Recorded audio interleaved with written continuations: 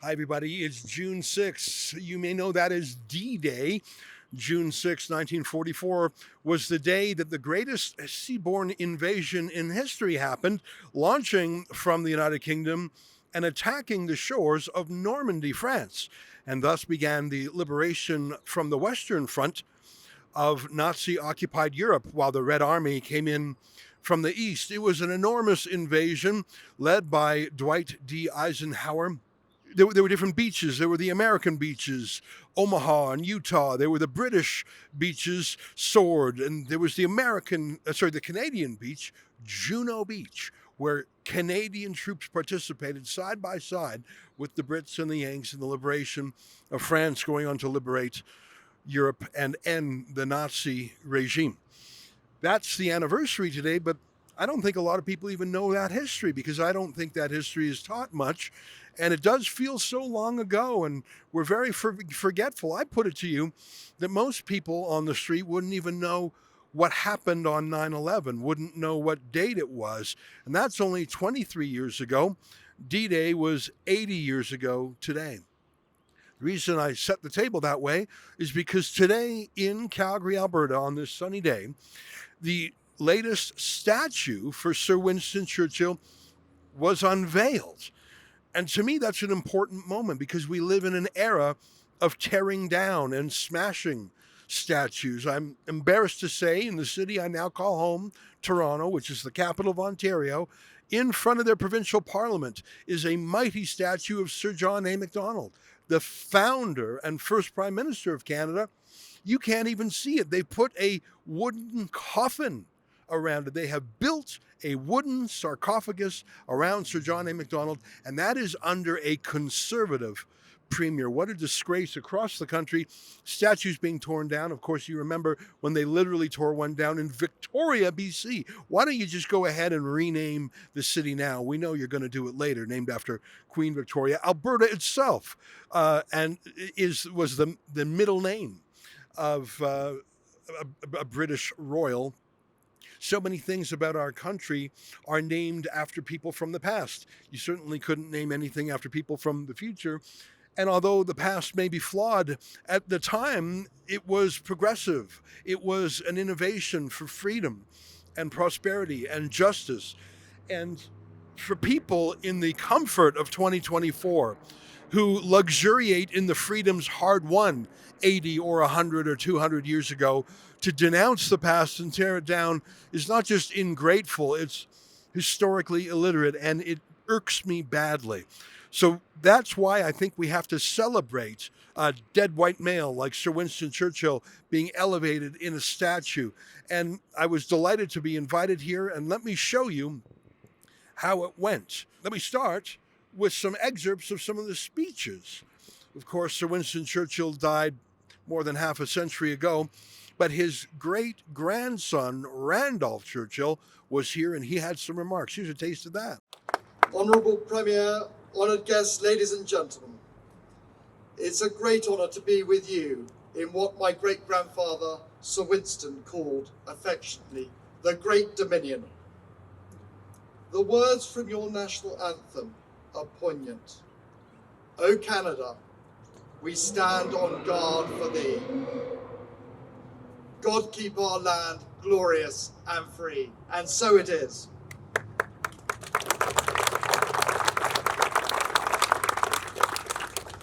Today is D-Day plus 80, and it's right for us to remember those Canadian heroes who won our freedoms.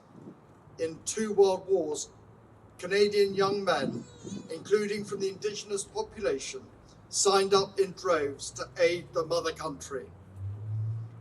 As the late Brian Mulroney pointed out at a dinner I attended 10 years ago at Blenheim Palace, Churchill's birthplace, he said, in World War II, from a population of only 11 million, over 1 million Canadian men and women, mostly volunteers, served in uniform. Canada fielded the 5th largest naval fleet, the 4th largest air force in the world. Canada suffered over 100,000 casualties, half of whom were killed in action. D-Day was the beginning of the Allied liberation of Europe, when Canadian troops would join their British and American brethren in the daring assault on Normandy beaches. Canada did not have it easy. This project was undertaken when the last Premier, Jason Kenney, was in office, and the current Premier, Danielle Smith, who was here today, was gracious enough to allow Jason Kenney to give some remarks. Here's an excerpt from that. On this day 8 decades ago, farm boys, shopkeepers' sons, proud young First Nations braves, Southern Alberta cowboys, young recent immigrants to the Northern Dominion, and so many others landed at Juno Beach as part of the greatest ever Army of Freedom. Today, we gather to remember their heroism and sacrifice. And today, we also gather to honor permanently their extraordinary leader, without whom D-Day, the liberation of Europe, and the defeat of the Nazi menace and of fascism are unthinkable. To honor forever, here in Calgary, the legacy and the memory of the great Sir Winston Churchill. It is astonishing to think that in our own time there are some who seek to cancel the memory of this, the greatest leader of the modern era. Those who seek to do so apparently do not understand how he stood in the breach between freedom and tyranny in a way that was extraordinary and essential to ultimate victory. He understood the stakes, but he understood the stakes years before others did. If one of the virtues that was necessary at the landing on D-Day was vigilance, this man was the voice of vigilance for the free world. Of course, Premier Danielle Smith spoke herself, and she made time for the event. Here's a look at her remarks. It is an honor to join all of you as we mark the incredible life and legacy of Sir Winston Churchill, a remarkable man whose courageous actions and leadership changed the course of history. And we are doing so on the 80th anniversary of D-Day, when 160,000 Allied troops stormed the beaches of Normandy in the largest seaborne invasion in history. It was a day that altered the direction of the Second World War and proved to be one of the ultimate turning points of the 20th century.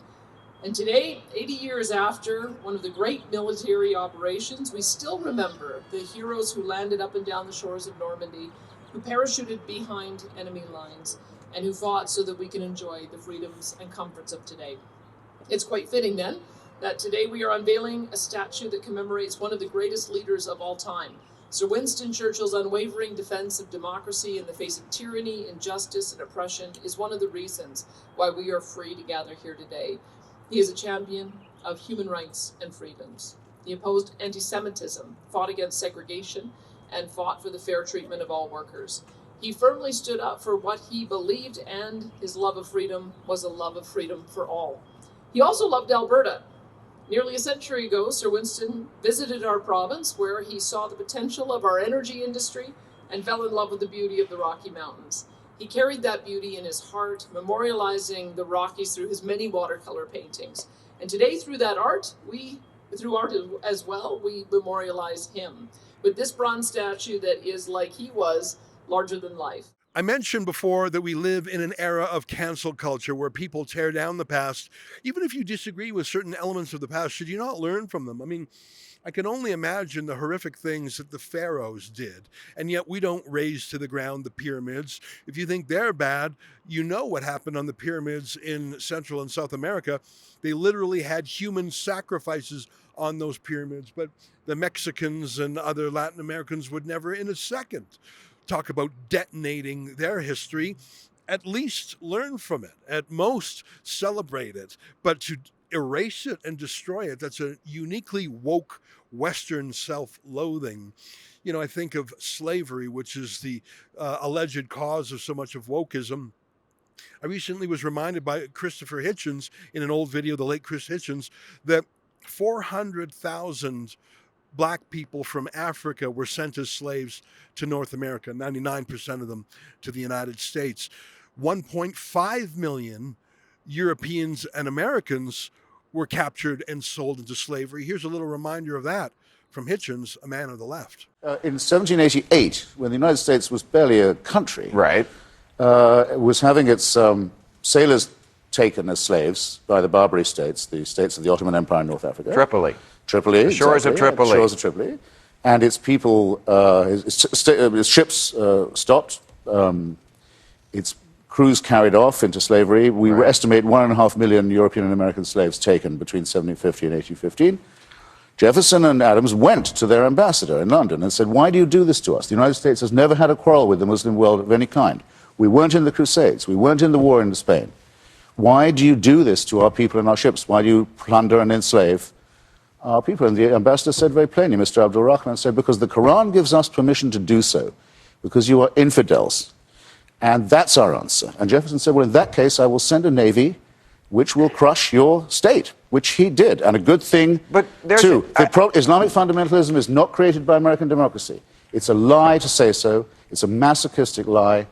And it excuses those who are the real criminals, and it blames us for the attacks made upon us. Yeah, I don't know why the West is tearing down its statues while statues around the world of horrific and bloody tyrants remain up. I mean, it's.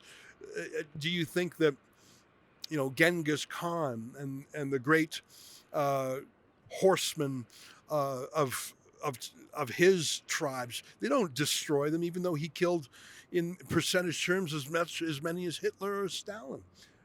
I despise the tearing down of statues, and that's why I was delighted to see the unveiling today. Take a look at this. This is the moment where they took off the veil, and the veil on the statue, by the way, was a parachute. How fitting for D-Day. Take a look at this. They will know better than I how to take down this is a parachute, by the way, so very symbolic, a parachute, so.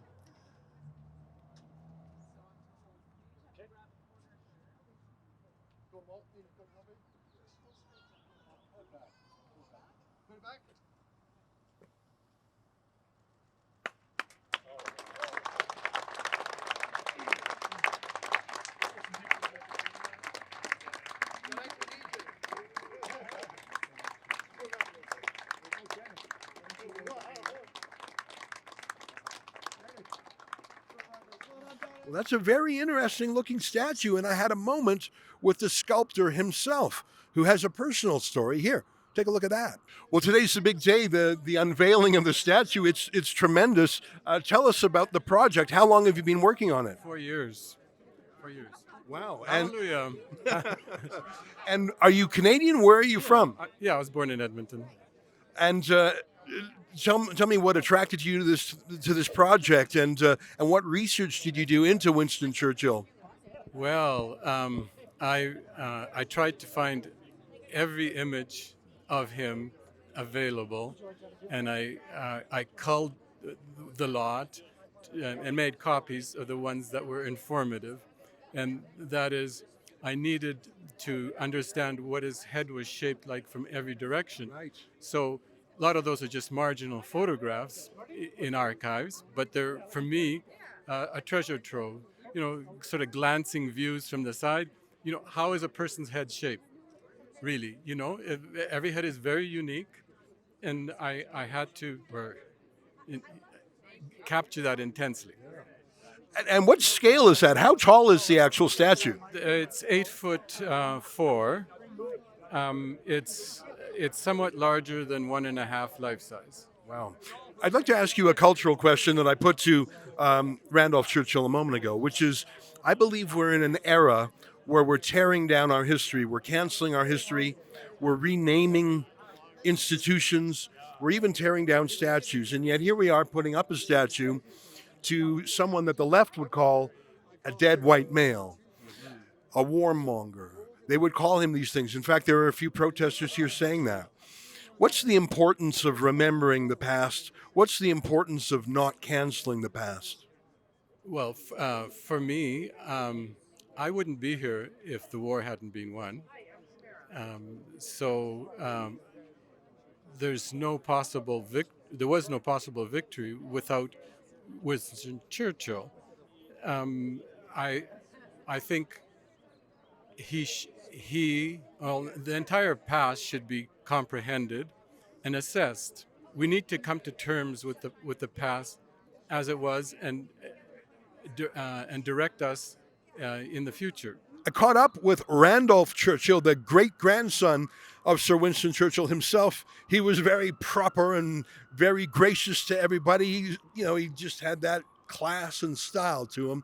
Here's his words to me. Thank you very much. So good that you've all come today, and magnificent. What do you think of the statue itself? It's quite impressive. It's bold. I love it because it shows the man of action, and Churchill was a man of action. And to unveil it today, on the 80th anniversary, that we celebrate those brave young Canadian men who stormed ashore to give us our freedoms and liberties. It's absolutely thrilling. Now, you can feel the energy in the statue. It's in a fantastic place in the McDougall Centre. And no, I'm very, very proud of this, and a great turnout today. Thank you. I'd like to ask you one last question, and I don't mean to be political. It's more a cultural question. Yes. We live in an era where statues are being torn down, where the past is being erased or canceled. And I feel like today is a resistance to that trend, where we celebrate the past. Do you have any thoughts on the global trend of tearing down our history and the self-denunciation that's happening in the West, both in the UK and here in North America? We've all got to remember those people that gave their lives so we could have our freedoms. And the great thing about our freedoms is we're allowed, and people are allowed, to demonstrate and make their points of view known with dignity, and they can do it. In the totalitarian states, there's no right to demonstrate. There's no chance of having your views heard or listened to. And my thing, which I'm passionate about, is people understand the history. They learn the facts, they learn the context, and in terms of education, to enable young people to form their own skills and their own views, that's what makes a great society. And there's great spirit in Canada, and it's thrilling to be here. Thank you very much indeed. Thank you. Last question, if I can sneak one more in. Can you tell us just a tiny bit more about yourself? Do you go around the world celebrating the history of your great-grandfather, or are you a private citizen most of the time? Give us just 1 minute on yourself. The great thing is I'm a private citizen. We've all got to get on and contribute to society. So it thrills me to do these sorts of things from time to time for the Churchill legacy. And when you see those veterans on the beaches of Normandy, not one of us cannot shed a tear for what they did and how they served and how selfless those people were. So in my life, I love to celebrate these remarkable heroes that came ashore and gave us our freedoms. Well, shortly after this all happened, when all the dignitaries were taking pictures in front of the statue, wouldn't you know it, some woke leftists came down to have a protest. Now, police stopped them from interfering with any of the VIPs. I went up to them just to introduce myself because I'm a friendly kind of fella, and they really didn't have a lot to say. I will give them credit. Some of them were not wearing masks. I come from Toronto, where every thug wears a mask. They love it. They wear a mask either because they're still living the COVID dream, but mainly to hide their identity. I don't want to overemphasize these folks, but the fact that they're there proves my whole point, that they would rather tear down history than learn from it. They would rather destroy statues than erect them. Here's my attempt to chit-chat with them. It didn't go very far, but I think that's because they really don't know why they're there, other than it's the protest du jour. They were probably up at the Gaza encampment a few weeks ago. They probably go to all the climate protests, and this was just their project for the day. They didn't know what was on their signs. They couldn't back it up. They were just there to, well, I don't know, collect a check. They wouldn't tell me. Take a look. Are you guys going to try and take down the statue or deface it or something? I'm just hanging out in the park, buddy. Well, but you're denouncing Churchill. Do you have any plans to vandalize the statue? I'm just hanging out in the park, buddy. So who are you and why did you come here? I like hanging out in the park. Sounds like you don't really have a lot to say. Do you know why you're here? No, I'm rarely confused right now, buddy. How about you? Why are you here? I'm just hanging out in a public park. It sounds like you aren't very articulate. Did someone tell you what to put on your sign? I'm just chilling in the park. I'm allowed to do this. What's your name and why are you here today? To make fun of you and make you look like an asshole. Now, how are you doing that? How are you making fun of me, and how are you making me look like an asshole? By just making you talk. You're natural at it. Well, you're covering your eyes with reflective sunglasses. You're covering your face. It sounds like you've got something to hide. Why won't you show your face? I don't want to be embarrassed by being seen talking to you. Well, you had your mask and sunglasses on before I even came over. I think you're ashamed of yourself. Yeah, I mean, I knew you were going to be here. So, How did you know that? well, you losers are always at things like this. You know, you're the guy wearing the mask in 2024. It's a bit rich having you call anyone a loser. And who told you to be here today? I'm just hanging out in a park, man. Are you with any organization? Just a regular person. It sounds like you're sort of ashamed of yourself if you're not saying who you are or why you're here. Like it sounds like you're maybe a little embarrassed. I'm impressed that you're not wearing a mask. That's new. Yep. How about yourself? What's your name? I'll speak to real media, but not you. Sounds like you're ashamed of yourself if you won't even put your name to what you're doing. I mean, are you not proud of what you're doing? I don't make content for Rebel News. Well, you're here at a protest, I presume, so you want to send a message. I don't think you even made your own sign, did you? No, that's third grade handwriting is mine. That I believe. Who are you with? What group are you with? Did you make your own sign? I made it with your mom. I don't think you did, but it sounds like you're not really proud of yourself. You don't really have anything to say. You don't know what to say. Do you need like a spokesman or something? I mean, yeah, I guess I don't really know because I was hanging out with your mom earlier and it takes up all my time. All right, man. I think you've shown that you're like a rent-a-mob. You pick up a sign that someone gave you. You have nothing to say. You're hiding your face. I think you are an excellent representative of your side, whatever that is. Later, jabroni. Okay. How come you're covering your face too? It's what now you're hiding your face altogether. I think you're ashamed of yourself, aren't you? Follow me. Don't follow you. Why is that interfering with your space or something? Not sure if I said hi to you. I'll give you half marks for not wearing a mask. I mean, it is 2024 and all, but how come you're sort of hiding your face from the camera? Are you ashamed of yourself? What's your name? Why are you here? Do you know why you're here? Who made the sign for you? Because I don't think you made it. You don't really know why you're here? Did someone pay you to be here? Are you you're shaking. What's that? Are you nervous? No, you're not nervous. Are you mute? Why don't you? I mean, you're here to protest, but you're not saying anything. It seems to me like you just are a rent-a-mob. That'll, next week it'll be Gaza. The week after that, it'll be climate. Like it seems like you really don't know what you're doing here. Now you're wiggling your eyebrows at me. Looks like you're shaking a little bit. I will give you marks for not wearing a mask, though, because most of your tribe does. So that's my day in sunny Calgary, this June 6th, the 80th anniversary of D-Day. I came out here because I wanted to be there when a Churchill statue was actually put up, rather than when a statue of a great man was torn down. I am slightly worried that this statue will be vandalized, either by the handful of protesters who are here today, or by Gaza protesters or climate protesters. You know it's coming. I mean, just the other day, I saw someone attack, I think it was the Mona Lisa. There was some gorgeous painting in Europe that was smeared on. That's a real tactic they have in the UK, defacing artwork, priceless artwork, if you can believe it. I have a terrible prediction that kind of vandalism will target this statue, but it looks like a fairly sturdy statue. Hopefully it'll resist it.